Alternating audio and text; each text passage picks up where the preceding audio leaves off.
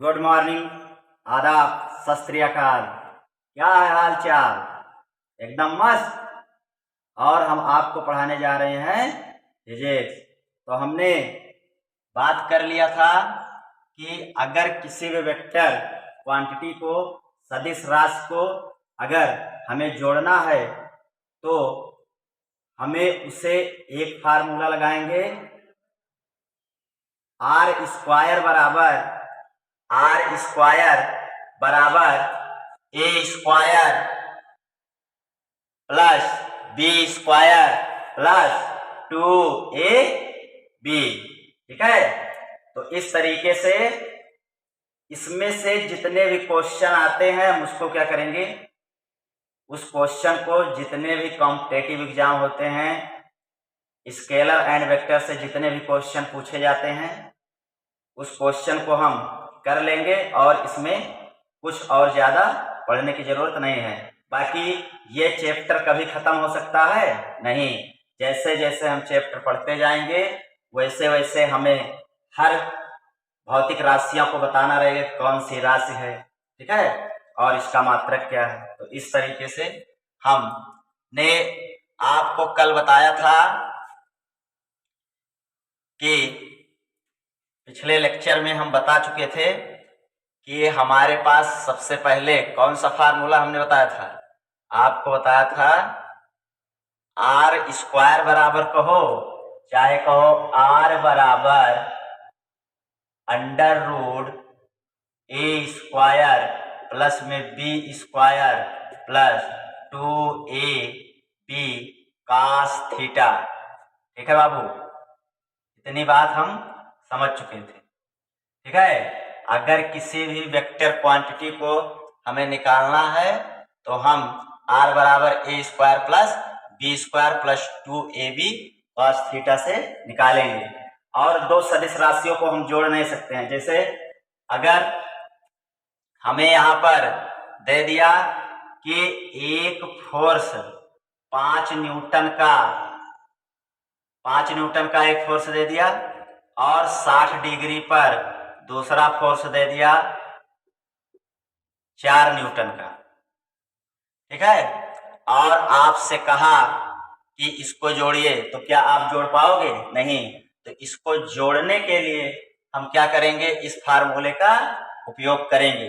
ठीक है बबुआ, तो यहां पर देखो, अब हम यहां पर क्या करेंगे, अगर r बराबर दिया है तो a की वैल्यू हम मान लेते हैं a बराबर 5 और b बराबर कितना मान लेते हैं 4 न्यूटन।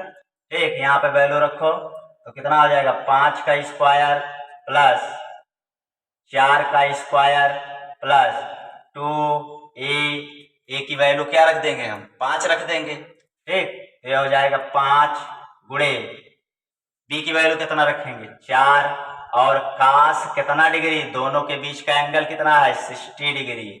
ठीक है, तो इस तरीके से यहाँ पर r बराबर हो जाएगा हमारा अंडर रूट 5 का स्क्वायर करोगे तो कितना होगा बाबू 25 प्लस 4 चौका 16 प्लस यहाँ पर 2 गुणे 5 गुणे 4 कर देते हैं और कास 60 का मान होता है 1/2, तो 2 से ये 2 कट जाएगा।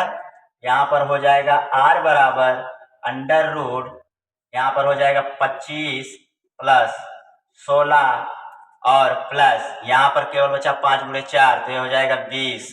तो अगर इसको ऐड करोगे तो इसको जोड़ेंगे तो कितना आएगा 25 20 45 और 45 और 16 कितना हो जाएगा 61। कितना हो जाएगा बाबू 61। ठीक है, 45 और 16 61 हो जाएगा। ठीक है, 45 और 16 61 हो गया हमारा। ठीक, अब उसके बाद में हम यहाँ पर अगर देखें तो हमारा ये कितना मात्रक आ गया। ठीक, रूट 61 मात्रक इसको जोड़ने पर। ठीक, तो इस तरीके से हम अगर दो वेक्टर क्वांटिटी को क्या करना है, जोड़ना है, तो हम ये वाला फार्मूला लगाएंगे। ठीक है, अब अगर देखो यहां पर अगर देखें आगे बात करें तो जैसे यहां पर अगर देखो तो यहां पर थीटा क्या करेगा, आर के मान को क्या करेगा, परिवर्तित करेगा कि नहीं। जैसे अगर हम थीटा का मान जैसे जैसे क्या करेंगे, जैसे जैसे थीटा का मान बढ़ाएंगे या घटाएंगे तो आर का मान घटेगा या बढ़ेगा कि नहीं ना, बढ़ेगा। और हम ये देखेंगे कि ये थीटा किससे जुड़ा है, ये थीटा किससे जुड़ा है। तो थीटा के बहुत सारे रिश्तेदार होते हैं, बहुत सारे चाहने वाले होते हैं। कब वो थीटा सेक के साथ लग जाता है, कब वो टैन के साथ लग जाता है, कब वो साइन के साथ लग जाता है। ठीक, तो थीटा के चाहने वाले बहुत हैं। तो यहाँ पर किसके साथ लगा है, कॉस थीटा के साथ, है कि नहीं, इसके साथ लगा है कॉस थीटा के साथ। तो यहाँ पर देखो, अगर देखें तो कॉस थीटा की अगर वैल्यू देखा जाए तो या तो कॉस थीटा अगर देखें तो कॉस 0 डिग्री की मान होता है 1 और 90 डिग्री का मान 0 और 180 डिग्री का मान -1। तो अगर देखें तो कॉस थीटा की जो हमें वैल्यू मिलेगी वो या तो +1 मिलेगी या तो 0 मिलेगी या तो -1 मिलेगी। अब देखिए -1 फिर बीच में 0 फिर +1, इसी के बीच में ससुरा हरदम टहरता रहेगा। ठीक है, हरदम क्या रहेगा, टहरता रहेगा। ठीक, तो यहां पर अगर देखें तो कॉस थीटा बराबर +1 और कॉस थीटा बराबर -1, इसी के बीच में क्या होगा, हमारा वैल्यू रहेगी। ठीक है, तो अगर यहां पर कॉस थीटा बराबर +1 मिल रहा है तो कब मिलेगा, जब थीटा बराबर कितना डिग्री हो, 0 डिग्री, थीटा बराबर 0 डिग्री। और कॉस थीटा बराबर -1 कब मिलेगा, जब थीटा बराबर 180 डिग्री हो। ठीक है, और यही कॉस थीटा एक ऐसा है कि यही क्या करता है, या तो प्लस में वैल्यू लाता है या तो माइनस में। ठीक है, और लगभग फिजिक्स में बहुत जगह कॉस थीटा जरूर मिलता है। ठीक, तो अब यहां पर देखो, अगर हमसे कहा जाए कि कॉस थीटा की मैक्सिमम वैल्यू कितनी है तो +1, अगर कहा जाए कि कॉस थीटा की न्यूनतम वैल्यू कितनी है तो -1। ठीक है, तो ये बताओ, और कोई भी ऐसा गणितज्ञ नहीं है कि जो इससे ज्यादा ला सकता है या इससे कम ला सकता है।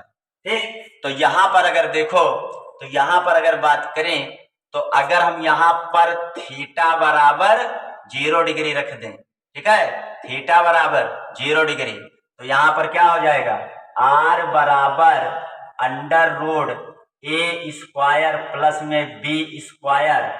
ठीक है, और +2ab cos 0 डिग्री। जब दो वेक्टर के बीच में 0 डिग्री का एंगल बनेगा तो यहां पर हो जाएगा r बराबर a² प्लस में b² प्लस में 2ab, और cos 0 का मान क्या होगा, cos 0 का मान 1।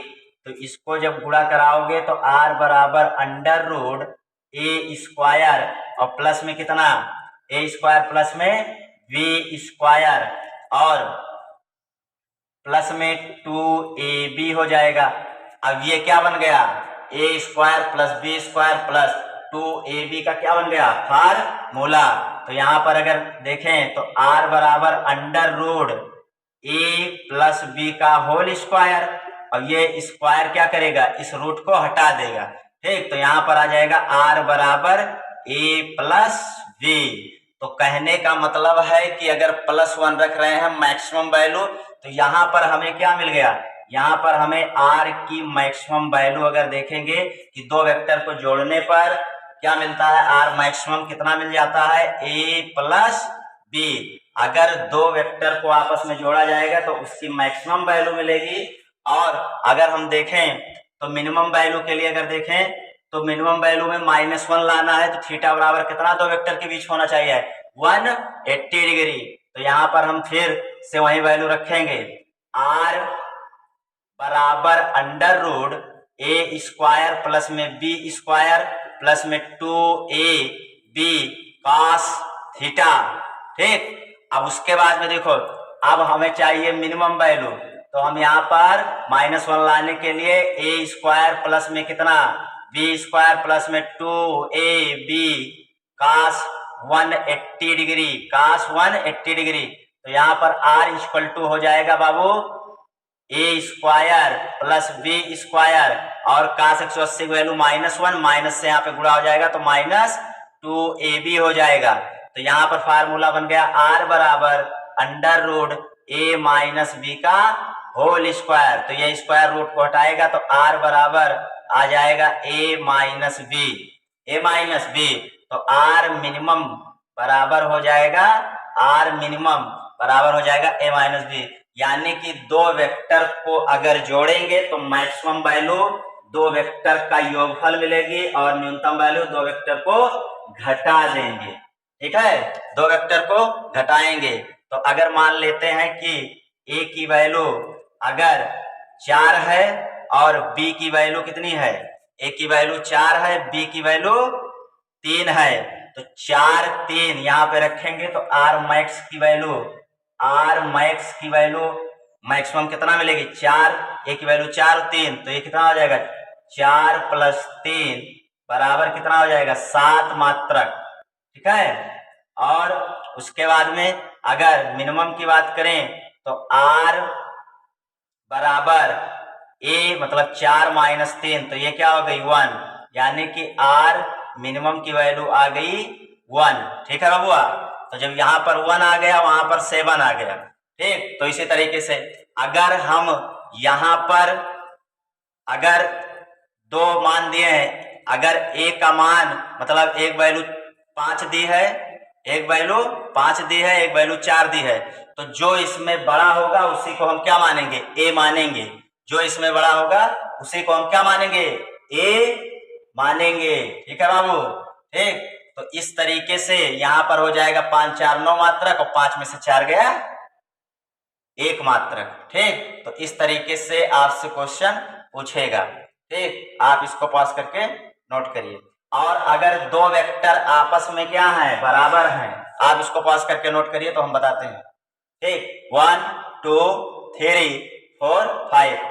ठीक, देखो हमें मैक्सिमम वैल्यू निकालना जान गए तो इसका डेरिवेशन करने की तो जरूरत है नहीं, केवल हम याद रखे रहेंगे कि अगर दो सदिश राशियों को अगर जोड़ना है तो उसकी मैक्सिमम वैल्यू r बराबर a + b, रिजल्टेंट r बराबर a + b और मिनिमम वैल्यू r बराबर a - b।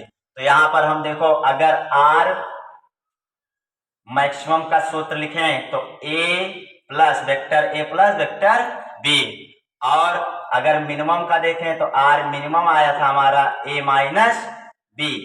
ठीक, तो अगर यहाँ पर दो वेक्टर आपस में बराबर हो तो मिनिमम वैल्यू क्या होगी, मिनिमम वैल्यू 0 होगी और मैक्सिमम वैल्यू दोनों का योगफल होगा। जैसे अगर a बराबर भी क्या हो 5 हो और b बराबर भी 5 हो, 5 मात्रक, तो यहाँ पर अगर मैक्सिमम देखेंगे तो r मैक्सिमम हो जाएगा 5 5 10 मात्रक हो जाएगा बाबू। और अगर मिनिमम देखें r मिनिमम, तो r मिनिमम कितना हो जाएगा, 5 में से 5 को घटाओगे तो कहने का मतलब क्या आएगा 0, यानी कि -1 से और +1 के बीच में ही हमेशा क्या मिल रही है, वैल्यू मिलती जाएगी। अब 0 आ गया बीच में, मिनिमम वैल्यू 0, यानी कि दो क्या कर रहे हैं, दो वेक्टर को अगर बराबर वेक्टर हैं, ठीक है, दोनों का परिमाण बराबर है तो उनकी मिनिमम वैल्यू 0 होती है। ठीक है, इसको आप लोग याद रखे रहेंगे कि दो वेक्टर का परिमाण अगर बराबर है तो उसकी मिनिमम वैल्यू क्या हो जाएगी, उसकी मिनिमम वैल्यू 0 हो जाएगी। ठीक है, तो जैसे अगर बराबर है, जैसे 180 डिग्री पर रखा गया तो तो वहां पर a माइनस बी आया, यानी कि अगर एक लोग हमें 5 न्यूटन से खींच रहे हैं, यहाँ पर हम मान लेते हैं कि ये 5 न्यूटन का बल ही दिया गया था। ठीक, एक लोग अगर उधर से 5 न्यूटन से खींच रहे हैं और मिनिमम वैल्यू कब मिलती है, जब थीटा बराबर 180 डिग्री हो। तो जब मान लो एक लोग हमें इधर से खींच रहे हैं और एक लोग हमें इधर से खींच रहे हैं, ठीक है, तो दोनों लोग अगर बराबर फोर्स से हमको खींच रहे हैं, तो जब बराबर फोर्स से खींचेंगे तो हम क्या रहेंगे, रेस्ट कंडीशन में ही रहेंगे, ना इधर जाएंगे ना उधर जाएंगे, यानी कि हमारे ऊपर जो नेट फोर्स होगा वो क्या होगा, जीरो। क्या होगा, जीरो। ठीक है बाबू, समझ में आ गए। आप लोग गांव में देखते होंगे सर्कस वाला आता है और अपने हाथों में रस्सा फंसा लेता है और रस्सा फंसाने के बाद क्या करता है कि एक मोटरसाइकिल वाले से कहता है उधर को खींचो, एक मोटरसाइकिल वाले को कहता है उधर खींचो, और अगर दोनों 180 डिग्री पर हैं, क्योंकि उधर एक है और इधर एक है, और जब दोनों खींचते हैं तो क्या होता है, वो व्यक्ति एकदम रेस्ट कंडीशन में खड़ा रहता है और हमें लगता है कि ये दोनों बाइक को रोका है। नहीं, दोनों बाइक उस पर बराबर फोर्स लगा रही हैं, इसलिए वो रुका हुआ है। ठीक है, तो आप लोग समझ गए कि नहीं। तो इस तरीके से अगर मिनिमम वैल्यू दोनों बराबर है तो जीरो, अगर जिसकी वैल्यू एक बढ़ी तो वो उधर को खिसक जाता है। मान लो कि इधर वो 4 न्यूटन का मोटरसाइकिल वाला बल लगाया इसके हाथ पर और इस पर 5 न्यूटन का, तो ये ससुरा इधर होके इसे गिर जाएगा, है कि नहीं, इधर को ही चला जाएगा ना। तो इस तरीके से अगर हम बात करें, तो इस तरीके से अगर हम बात करें तो जब दो बराबर वेक्टर हैं तो वो आपस में क्या हो जाएंगे, आपस में जब घटाएंगे तो क्या हो जाएंगे, जीरो हो जाएंगे। क्या हो जाएंगे बाबू, जीरो हो जाएंगे। क्या हो जाएंगे, जीरो हो जाएंगे। ठीक है, तो इस तरीके से अगर अब आपसे अगर एक क्वेश्चन दूसरा पूछें कि जैसे हमें दे देता है एकांक वेक्टर, क्या दे देता है, एकांक वेक्टर, एकांक वेक्टर से क्वेश्चन पूछ लेता है।